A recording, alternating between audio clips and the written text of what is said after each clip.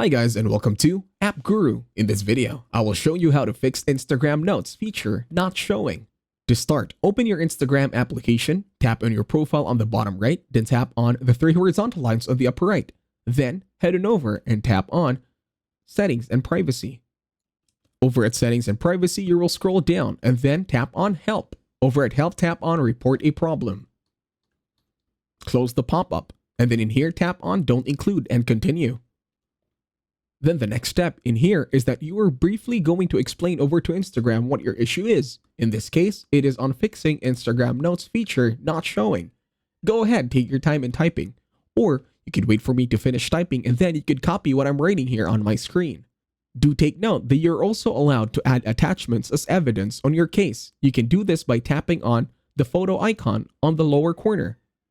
Once you are done, tap on Send on the upper right. And that's it. Thank you very much for watching. Please leave a like, share, and subscribe to the channel.